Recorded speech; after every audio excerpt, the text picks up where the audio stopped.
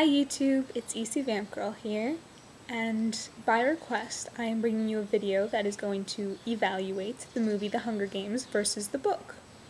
So, right off the bat, let me just say spoiler alert. If you have not seen the movie or read the first book, I suggest you just stop watching now. Now, you may notice that Fluffy Cute Nico is not with me. This is because she is yet to read the first book, and we wouldn't want to give her any spoilers. Alright, so first off, let me tell you what I liked about the movie. Of course, there are the costumes, which in the book are described as just elegant and beautiful and whimsical, and they really nailed it. The first outfit for the opening ceremony, where they're on fire, was done beautifully. It just had a very nice, almost cape of fire coming off the back. The next outfit is Katniss's interview with Caesar, and in the book it's described as almost an entirely bedazzled dress, but in the movie they chose to have a very elegant one-shoulder red dress that, when she spun, the same flame from the opening ceremony went up around her, and it was very pretty and very well done. The next thing I liked, that was throughout the game, they showed the point of view of the Capitol in District 12. They showed inside the gamekeeper's room where all the fancy buttons are. And back in District 12, they showed Gale watching. They showed how upset he was when Katniss and Peeta kissed, and that really gave you the opportunity to develop more feelings for the characters back home. Now, they did take out a lot of details, but it worked really well what they did take out. The movie flowed really well, even with all that stuff taken out. Now, of course, there were little details that could have been right, but were wrong, and slightly bugged me, but it didn't really have a negative effect on the movie. In the arena, in the book, they tell you that they get parachutes from sponsors with food and such. And Katniss has developed a form of communication with Haymitch by what he sends her and when he sends it to her. And we find this out through the narration in the book. But obviously, you can't do that in the movie, so the way they went about informing us what's going on was very clever. Accompanying the parachutes, there were notes inside that were messages from Haymitch, and this really helped the viewer get to the point where we should be realizing what's going on. Now for the casting that was done for the movie. I think this was done really well. The character that played Peeta, I would say, is 95% exactly what I thought he would be. If he were only a little taller, then he would be dead on. Then there is Gale, who's actually, in real life, the brother of the actor who plays Thor. He was exactly what I pictured Gale to be and more. He was fabulous. He's got that tall, lanky appearance to him, which is how Gale is described. Then there's Haymitch. He, truthfully, was not at all what I expected him to be, but I welcome this new image with open arms. I think he was dead on to the character in the movie. Then we have Effie Trinket. She is just amazing. She's perfect. She's brightly colored and obnoxious and just exactly right. And then Cinna. He was not what I expected him to be, and I'm not sure if I can welcome him as openly as Haymitch, but I feel he did a very good job portraying Cinna. Then we have all the characters in the arena.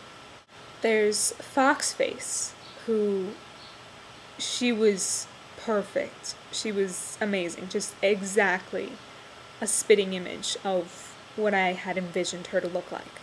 Then we have Cato. I pictured him a brunette, but he's actually a blonde in the movie, and I am oddly okay with that. He did a fantastic job as well.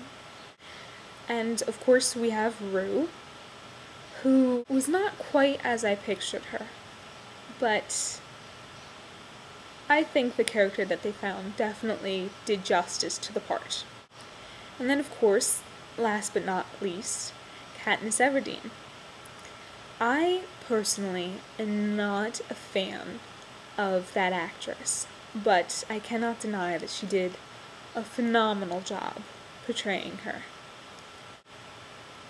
Now on to the things that I did not like about it.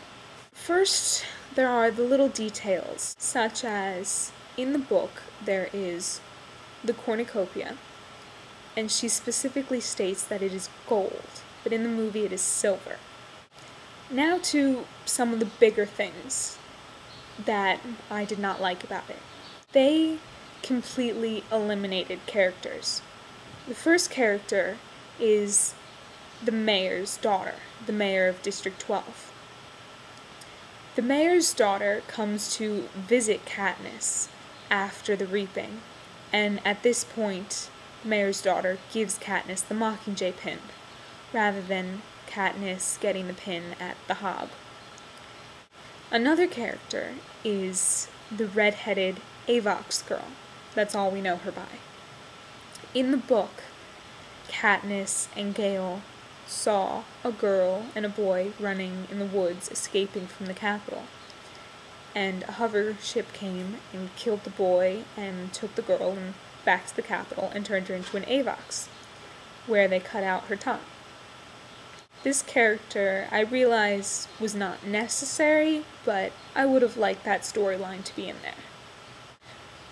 Some other things are, when she's with Rue and Rue is dying, in the book she specifically thinks, I'm not going to tell this girl she's going to be okay, I'm not going to tell her nothing's wrong, because she's going to die and she knows it and I'm not going to lie to her.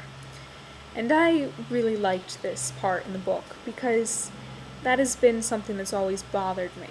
Why lie to the person? They know they're going to die, you know they're going to die, don't lie about it, just say goodbye. And then in the movie they completely throw that away, and she immediately starts saying, you're going to be okay, everything's fine. So that really bothered me. Now, a scene they eliminated from the movie that I would have liked to have been left in was when Katniss finds Peeta, and he's been camouflaged for who knows how long. She cleans him up, she takes off his clothes, she washes them, and they have a very playful, intimate scene there where you can really see their relationship evolving. Peeta's teasing her, she's teasing back, and it's just really sweet, and I think that scene would have really helped to evolve the relationship in the movie. And let's face it would have been nice to see him shirtless. Now, Peeta's leg is in pretty bad shape because Cato sliced it open. And in the movie, once Katniss gets the medicine, it's practically healed overnight. But in the book, it's still in pretty bad shape the next morning. And then it gets in even worse shape when they're outrunning the mutant dogs. So by the end of the book, Peeta has lost his leg. He has a prosthetic leg.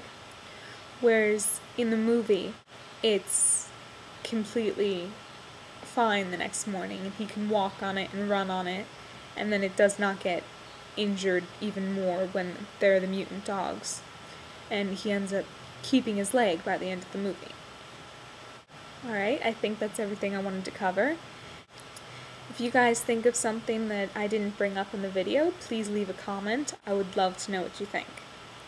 And thank you one more time to Cameron for suggesting that I make this video. Now it's time for a message from our sponsors at the Capitol.